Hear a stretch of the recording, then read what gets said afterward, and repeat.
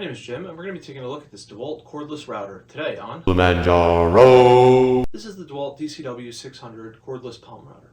So palm routers are on the smaller side. They're not as small as, like, say, a trim router, but they're almost as small as you can get for a router. They fit in the palm of your hand, hence the name, as opposed to having some nice handles to hold on to. And this one in particular has a 1/4-inch collet on it, so it takes 1/4-inch router bits. You can't use bigger router bits in it, like with a 1/2-inch shaft, and you're limited on router bit size to about 1 3/8 inches before it kind of maxes out on that. So it's part of their 20-volt line, so it'll take any of DeWalt's 20-volt batteries. Batteries go in the top here. In the box, you don't get much. You get the router itself, you get the standard base plate, you get the cheapest possible wrench. It's just punched out of a piece of steel plate, but works perfectly fine. And you get the instruction manual. A router is a very simple device. It's really just a motor on the top with a collet on the bottom to hold your bit. You push the bit through the work. That's how you make your cut. What makes a good router versus a bad router is how precise it is on the base plate and how easy it is to hold and move around. So DeWalt was very smart here. They took an old design that was very successful, worked really well. This was their old corded version of the same router, and they basically just swapped out the guts from a corded version to a brushless DC motor here. So almost all of the lower parts here are exact copies of this. This handhold is the same, except on this one it's got a nice rubber grip on it. The machined housing is the same. All the stuff on the bottom, the lights, all that is exactly the same between the two of them. One of the nice things about that is that there's a bunch of accessories out there that work with that one, including this nice punch base here. So if you have one of these, or you can pick them up separately, they'll work just fine with this router as well. Now the router itself, very easy to use. It's got a base plate here. You can unlock it on the side with a simple lever. And then to adjust the height, you spin this collar here and it goes up and down.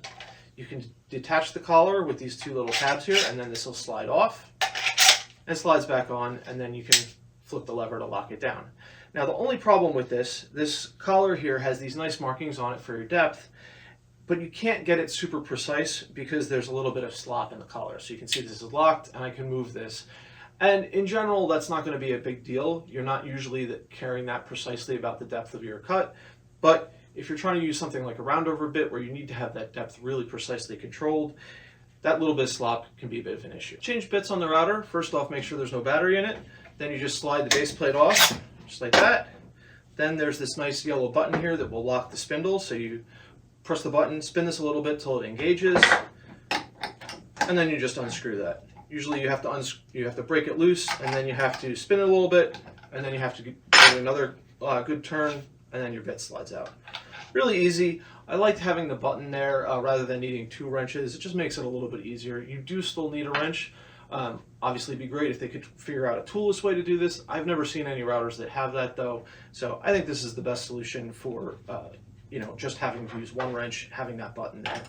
Now I will say, if you ever accidentally start this and push that button, if you're just holding it like that and you accidentally push that button, you can grind the end off that pin that's in there, but it's fairly easily replaced from the bottom here. You can just unscrew it and replace that pin, so it's not that big a deal. So while the router will take any of the various batteries that DeWalt makes, the problem with the bigger ones is it becomes very unwieldy. So you put this 9 amp hour flex volt battery in the top. The battery actually weighs more than the router. It's very top heavy. It's not very comfortable to use. So you could use it if you're in a pinch. Wouldn't recommend it though.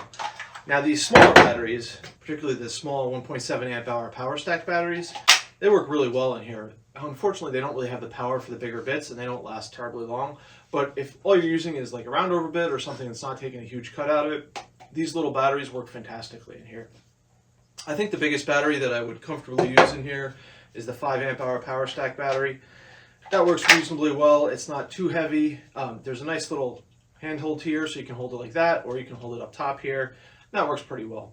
So I'm going to use this little battery here, and we're going to do a little bit of quick demo on this piece of maple here. So I've got the 1.7 amp hour battery in here. It's actually not fully charged, so you can see it works just fine even if it's not completely charged. So we're going to turn it on. I've got a 3/6 inch roundover bit in here, and we're just going to round over this piece of maple here.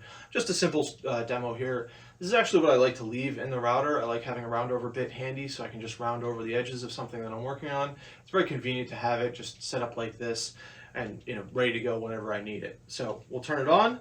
There's the on switch over here, which is not super clearly labeled. The on switch on the corded version is actually a lot nicer, but works just fine.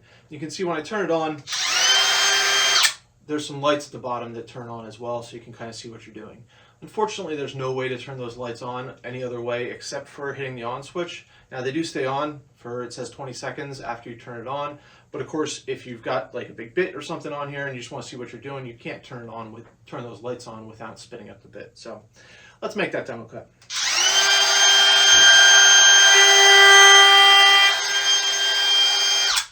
So you can see, no problem with that. That's a real small cut. You can also hear when I turn it off, it breaks almost instantly. So that's really nice. You don't have to wait for it to spin down before putting it down. All right, so I dropped that bit down to a 1/2 inch deep now. So it's going to take a 1/2 inch by 3/8 of an inch deep.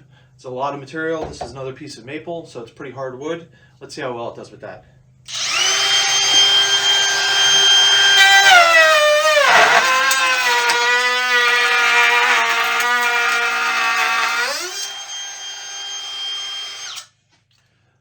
See, it wasn't particularly happy about that. Now part of it was I was pushing it very quickly for this demo. Normally I'd be going a lot slower. Did have enough power. There's some vibration in there, and I generally think that's actually that's more than a 1/4 inch router bit is able to take. Even with the bigger routers with that 1/4 inch bit, if I push it to full depth, it's not real happy taking a cut like that. So plenty of power there. I really like this router. It's really small and compact and easy to use, but it still has plenty of power. Particularly with those little 1.7 amp hour power stack batteries, makes it really nice and light, handles really nicely. They still seem to have plenty of power. I've never really run into an issue with that. The runtime isn't the greatest on those, but generally you're not using a router for hours and hours at a time. You know, you're going to make one cut with it, then put it to the side, come back later with it, so you can always have plenty of time to charge your batteries. Or if you need to, you can always use the bigger batteries with it. It's really not that big a deal. I like the design of it. I think Dewalt was smart not to change too much from the corded version. I've had that corded version for 10 or 15 years. Really happy with that, so I'm really glad to see that there's now a cordless option. There's a couple things I would like to see better. I wish they came with more accessories, you know, the plunge base and stuff like that. Some dust collection would be great, although there is a dust collection accessory for that. And the last thing is the lights. I wish there was a way to have the lights, you know, have a button on the top or something that you could turn the lights on without having to spin the router up. Those are really very minor complaints.